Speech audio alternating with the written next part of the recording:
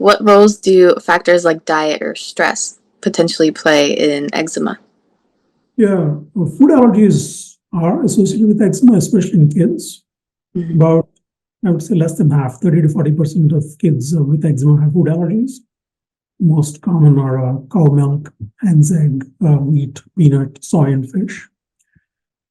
I don't want to say it's a cause and effect. There's no proof to say food allergies cause eczema, so it's more of an association. And elimination of those foods does improve asthma in those kids. Okay. We think it's because of compromised skin barrier that they develop these food allergies. Mhm.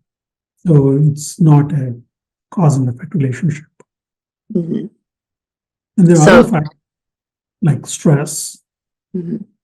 especially in adults, and that has something to do with cortisol release, which leads to immune suppression in the short term, but in the long term, it leads to pro-inflammatory response, and stress thus leads to worsening of eczema.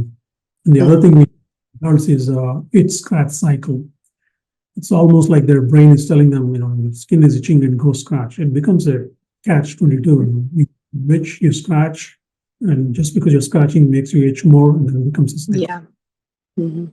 Break that cycle. As long as you don't break the cycle, eczema is not going to be well controlled. Mhm. So you have to like tell yourself like don't scratch, just apply lotion or something.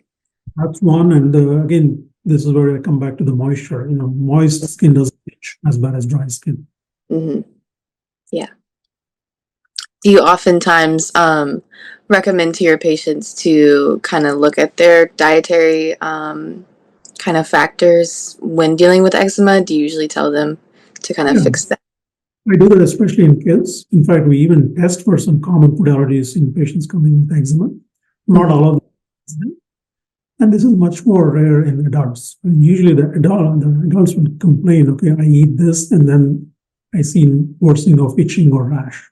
When Mhm. that is there, then I go and test. But usually I don't screen for all kinds of food allergies in patients, in adult patients coming with eczema.